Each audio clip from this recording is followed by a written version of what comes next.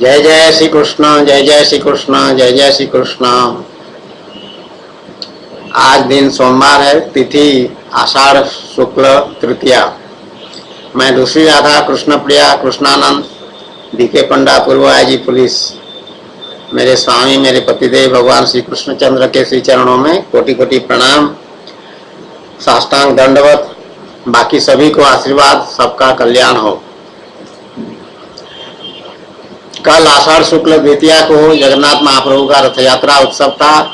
उसकी सबको बधाई और सबका कल्याण हो। सभी को जगन्नाथ महाप्रभु के रथ यात्रा के उत्सव में सम्मिलित होना चाहिए। शरीर से नहीं तो मानसिक रूप से सम्मिलित होना चाहिए। और मैंने देखा था इंटरनेट में जब वेबकास्ट हो रहा था तो उसका प्रतिक्रियाएं कुछ आई हुई है विदेशों के भक्तों से।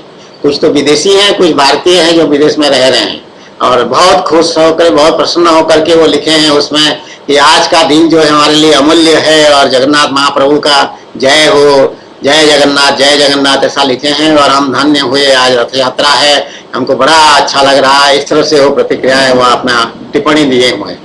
तो यही भाव है, चाहे अमेरिका में हो, चाहे कनाडा में हो, चाहे इंग्लैंड में हो, जहाँ भी हो, वो जगन्नाथ महाप्रभु से उसका तार ऐसा जुड़ा हुआ है, संबंध ऐसा होता है भक्त के साथ, भगवान का भक्त का भगवान के साथ कि वो उसको बिल्कुल अपना ही समझता है और उसमें लोटपोट हो जाता है।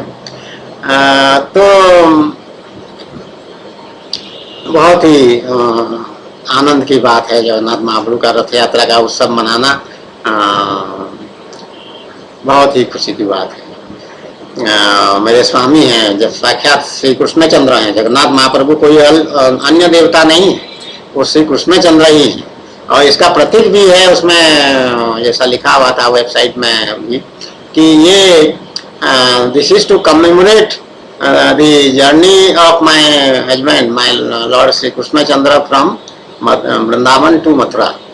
जब मथुरा गए हैं वृंदावन छोड़ करके भगवान, उस यात्रा के स्मरण में ये उत्सव मनाया जाता है, ये उत्सव होता है, आयोजित होता है। ऐसा लिखा है। भगवान वृंदावन के सीमित दायरे से उठ करके भगवान फिर विराट दायरे में पहुंच गए। मथुरा के बाद वो उनका फिर गतिविधियां बहुत फैल गया है। तो सारे जन समूह को, सारे मनुष्यों को दर्शन दिए और सबका कल्याण किए। तो वही जगन्नाथ मंदिर से बाहर निकल करके जगन्नाथ महाप्रभु अपने बड़े भाई बलभद्र और भगनी भगिनी बहन सुभद्रा के साथ सबको दर्शन देते हैं और सबका कल्याण करते हैं, सबका आशीर्वाद, सबको आशीर्वाद देते हैं। ये बड़ी कृपा है भगवान की। तो भगवान की कृपा प्राप्त करने का ये एक बहुत सुअवसर है प्रत्येक व्यक्ति के लिए, चाहे वो आम हो चाहे वो खास हो, सबके लिए वो सुंदर दिन है। तो आनंद उत्सव के बाद जो है समाज में, हमारे अगल बगल शहर में या दूसरे शहरों में अनेक घटनाएं होती रहती हैं। उन घटनाओं में कुछ घटनाएं ठीक ठाक होती हैं, अच्छी होती हैं, और कुछ घटनाएं दुखद होती हैं, दुर्घटनाएं होती हैं। कहीं भूकंप हो जाता है, कहीं पे सुनामी आ जाता है, और कहीं PSL भी छोड़ देते हैं। तो PSL भी छोड़ने में बड़ा अच्छा लगता है कि हमारे देश में तरक्की कर रहा है विज्ञान के रास्ते में, स्पेस साइंस के मामले में काफ़ी ऊंचे स्थान पर पहुंचे हैं हमारे वैज्ञानिक, कि दूसरे देशों का सैटेलाइट आदि भी वो यहाँ से छोड़ा जा रहा है हमारे PSLV के माध्यम से। इस तरह की बातें होती रहती हैं। तो सुख और दुख, इस तरह के दो परिस्थितियाँ बनती हैं ज़्यादातर। बीच वाला परिस्थिति, ना सुख हो ना दुख हो, वो परिस्थिति संसार में नहीं होता है, वो हमारे पास रहता है। जो संत हैं, महापुरुष हैं, सन्यासी हैं, वो सुख दुख से परे हो जाते हैं, उसमें वो फंसते नहीं हैं। सुख दुख पकड़ता है, बांधने वाला होता है, कर्म बंधन बनता है उसमें। किसी भी घटना से अगर तुम अपना तादात्म्य कर लिए, तादात्म्य मतलब उससे जुड़ गए, अपने को इन्वॉल्व कर लिए, अपने को एसोसिएट कर लिए, अपने को शामिल कर लिए उस घटना से, चाहे घटना हो चाहे दुर्घटना हो, मतलब सुख हो चाहे दुख हो, उसमें अगर अपने को शामिल कर लिए अपने को मिला लिए उसमें, तो बंधन कारक हो जाए, चाहे कैसी भी घटना क्यों ना। केवल भगवान से मिलाने में, भगवान में आसक्ति करने में कोई बंधन नहीं होता है, वो मुक्तिदायक होता है। जैसे रथ यात्रा की बात मैं कर रही थी अभी, रथ यात्रा उत्सव में अपने को शामिल कर ली, जाके भाव विभोर हो गए, भगवान का दर्शन करने के लिए पहुंच गए, दूर से पैदल चल के चले जा रहे हैं। हाँ, बहुत कल्याण की बात है। इसमें मुक्ति ही मुक्ति है तुम्हारी। जितने पाप कर्म है सब कटेंगे, अधिकतर कट जाएंगे, और सब लगभग सब कट जाएंगे। जितनी निष्ठा उसी हिसाब से तुम्हारा पाप कटेंगे। तो ये कल्याणकारी है, इसमें बंधन की कोई बात ही नहीं। ये मुक्तिदायक है, ये सब कार्य भगवान का कार्य। लेकिन बाकी संसार का कार्य, भगवान संसार का सुख दुख में शामिल होने की बात है, वो बंधन कारक। तो इसलिए उससे बचना चाहिए। कोई घटना हुआ तो थोड़ा सा डिटेचमेंट के साथ रहना चाहिए। हाँ, बहुत बढ़िया, अच्छा है, साइंटिस्ट लोग कर दिए, ठीक है, लेकिन बहुत लोटपोट नहीं होना चाहिए, इन्वॉल्व अपने को नहीं करना चाहिए। और कोई दुख की घटना हो गया तो उसमें भी बहुत रोना चिल्लाना, या नहीं बड़ा बुरा हुआ, बड़ा बुरा हुआ, ऐसा ऐसा बार बार कह के दिन भर परेशान नहीं होना चाहिए। बलात्कार की एक आध घटने में जैसे हुआ है, दिल्ली में हुआ है, मुंबई में हुआ, तो उसमें बहुत सारे लोग, महिलाएं खास करके, और वो सब बंधन कारक हो। तो कैंडल लेके खड़ा हो जाना और ये सब करना, और स्टेटमेंट देना, अपने को गुस्से में लाना, जुलूस निकालना, नारेबाजी करना, फांसी मांगना, ये सब बंधन कारक है। इसमें कोई लाभ नहीं है तुमको। तुम्हारा जीवन जो है फिर उसी के आसपास बना रहेगा, और वही संस्कार तुमको मिलेगा। तो पुनर्जन्म में जब भी होगा तो तुमको वही वातावरण फिर मिलेगा। तो कर्म बंधन में जा रहे हो तो और फंस जाओगे उसमें। तो इसीलिए एक बीच का रास्ता है, जिसमें सुख भी हो चाहे दुख भी हो, हम उसमें फंसते नहीं। उसको कहते हैं दृष्टा भाव। तो हम दृष्टा भाव में हमेशा रहते हैं। हमारी स्थिति जब भगवान की प्राप्ति हो जाती है, या स्वयं भगवान श्री कृष्ण चंद्र मेरे स्वामी भी, वो भी दृष्टा भाव में ही रहते हैं। वो सबको देखते रहते हैं, सबकी गतिविधि का हिसाब किताब रखने वाले हैं, अंतर्यामी हैं, सब कुछ जानते हैं, सबके मन में क्या चल रहा है और क्या हरकत हो रहा है सब समझते हैं। लेकिन वो मुस्कुराते रहते हैं। कोई बुरा काम कर रहा है तो भी मुस्कुराते रहते हैं, कोई अच्छा काम कर रहा है तो भी मुस्कुराते रहते हैं, कोई पूजा करता है तो भी भगवान मुस्कुराते रहते हैं, कोई निंदा कर रहा है भगवान की तो भी मुस्कुराते रहते हैं। ये दृष्टा भाव। दृष्टा भाव में जो रहता है वो भी मुस्कुराता ही रहता है लगभग। हालांकि जो संत महापुरुष होते हैं उनका मुस्कुराने वाली छवि नहीं बनती है। वो ज्यादातर समुद्र की तरह गंभीर रहते हैं, शांत होंगे, चेहरे में कोई तनाव नहीं होगा। और जैसे समुद्र गंभीर होता है उसी तरह वो भी गंभीर रहते हैं। थोड़ा तो मुस्कुराहट तो हमारे में तो रहता है, क्योंकि हम भक्ति मार्ग वाले हैं, तो हम भगवान की तरह लगभग रहते हैं। और शंकराचार्य आदि जो सन्यासी हैं, ये लोग थोड़ा गंभीर मुद्रा में रहते हैं, समुद्र की तरह। हम भी समुद्र की तरह गहरे हैं, लेकिन हम थोड़ा सा हास्य, विनोद, प्रेम, इसमें रहते हैं। तो थोड़ा सा मुस्कुराहट थोड़ा सा रहता है, और वो सामान्य है, स्वाभाविक है। तो कोई बड़ी से बड़ी प्रतिकूल बात हो जाए, किसी की हत्या हो जाए, किसी का बलात्कार हो जाए, किसी का कुछ भी हो जाए, किसी का चोरी हो जाए, लाखों रुपया, कोई सुनामी आए तो उसमें मर जाए, 8-10 आदमी, 20-25 आदमी मर जाए, भूकंप आ जाए उसमें 100-200 मर जाए, तो भी कुछ हम विचलित नहीं होते। जैसे अभी वहाँ पर हुआ हिमाचल प्रदेश में, ब्यास नदी या कौन नदी है, उसमें बह गए बहुत सारे लड़के। हम विचलित नहीं होते हैं, हम जानते हैं कि विधि का विधान है, भगवान की लीला चल रहा है सब।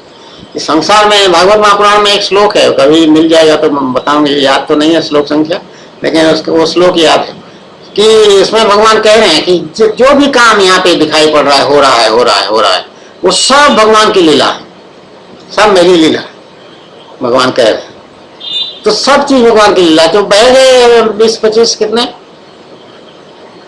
भगवान की लीला। कोई भी घटना दुर्घटना जो भी हो रहा है सब भगवान की लीला। तो हम उसी भाव में रहते हैं और तटस्थ रहते हैं, उसमें इन्वॉल्व नहीं होते हैं और दृष्टा भाव इसी को कहते हैं। हम मुस्कुराते भी रहते हैं, कभी कभी कभी कभी गंभीर भी रहते हैं, दोनों बातें होती हैं। तो हमारा इसलिए हम हमेशा शांत रहते हैं, परम शांति।